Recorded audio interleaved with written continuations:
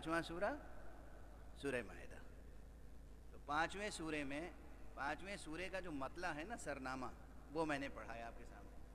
یا ایھا الذین آمنوا اوفوا بالعقود، اے ایمان لانے والو اپنے عقدوں کا اپنے عہدوں کا ایفا کرو. ایفا عہد کرو، جو بھی عہد کرو اسے پورا کرو. اچھا جو بھی عہد کرو اسے پورا کرو، یہ بھی ہو سکتا ہے مفہوم، لیکن میں اس پر راضی نہیں ہوں. اس میں شریعت بھی حائل آئے گی ہوگی، اس میں قرآن خود رکاوٹ بنے گا. یہ نہیں ہے کہ جو بھی تم عہد کر لو اسے پورا ضرور کرو. اگر کسی امر باطل پہ عہد کیا ہے تو اگر آپس میں کوئی ایسا عہد کر لیا جو اصلاً نہیں ہونا چاہیے تھا، عہد کر لیا، معاہدہ کر لیا، تو کیا وہ معاہدہ پورا کرنا لازم ہے؟ خدا کے حقوق ضائع ہوں، رسول کا حق ضائع ہو، شریعت پامال ہو، قرآن پامال ہو، آپس میں ایک دوسرے کا حق پامال ہو، اس طرح کا کوئی اگر معاہدہ کر لیا تو کیا قرآن کہے گا کہ اس عہد کو وفا کرو؟ اب یاد رکھیے یہ موشگافی اس فقیر کی ہے کہ اصلاً بعض الفاظ ایسے ہوتے ہیں جن کی اپنی ایک حرمت ہوتی ہے. بعض الفاظ ایسے ہوتے ہیں کہ جن سے جو معانی وابستہ ہوتے ہیں ان معانی کی ایک حرمت، ایک عظمت، ایک طہارت ہوتی ہے. تو لفظ عہد وہ لفظ ہے اور لفظ عقد وہ لفظ ہے جس میں معنی وہ ہیں کہ کسی امر باطل پر عہد کو عہد کہیں گے ہی نہیں، کسی امر باطل پر معاہدے کو عقد کہیں گے ہی نہیں. لغت نگار کہتے رہیں، اہل زبان نہیں کہیں گے.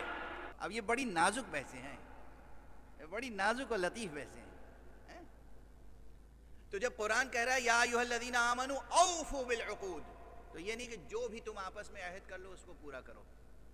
آپ کو معلوم ہے تاریخ میں ہے، کیا عرض کروں میں، کیسے کیسے عہد کر رکھے تھے آپس میں لوگوں نے. مثلا یہ عہد کر لیا تھا کہ ہم رسول کو قتل کر دیں گے. آج تک ہم پوچھتے ہیں کہ بھئی اس عہد کا ذکر تو ہے تاریخ میں، یہ تو بتاؤ وہ تھے کون جنہوں نے آپس میں عہد کیا تھا. تو اپنے چہرے بھی چھپاتے پھرتے ہیں، اپنی کتابیں بھی چھپاتے پھرتے ہیں. کون تھے وہ جنہوں نے عہد کیا تھا؟ کون تھے وہ جنہوں نے کوشش کی، اقدام کیا تبوک کے بعد واپسی کے سفر میں کہ رسول کو گھاٹی میں رسول کا ناقہ گر جائے اور آپ شہید ہو جائیں. اس عہد کو عہد کہیں گے قرآنی اصطلاح میں، اور کہیں گے کہ جس عہد کو کیا تھا اس پہ وفا کرو. نعوذ باللہ من ذالک، 100,000 بار نعوذ باللہ من ذالک. یہ بڑی لطیف اور دقیق بحث ہے جو فقہ میں بھی کرنے کی ہے، تفسیر میں بھی، تعویل میں بھی، اور یہاں میں نے عرض کر دی. اس وقت یہ آیت جہاں سے سورہ مبارکہ مائدہ شروع ہو رہا ہے، یا ایھا الذین آمنوا اوفوا بالعقود، ایمان لانے والو عقدوں کو پورا کرو، وفا کرو عہدوں کی. تو ایک روایت یہ ہے، علماء صرف اسے فقہ کے مسائل میں، فقہ کے بھی معاملات کے مسائل میں صرف لاتے ہیں عموماً.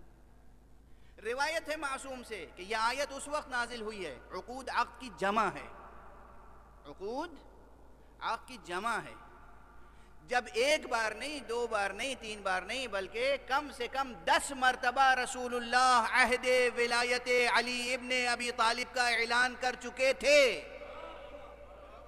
ہر مرتبہ عہد و پیمان لے چکے تھے. اس کے بعد یہ آیت نازل ہوئی، یا ایھا الذین آمنوا اوفوا بالعقود، ایمان لانے والو جو تم عہد کر چکے ہو اس کی وفا کرو.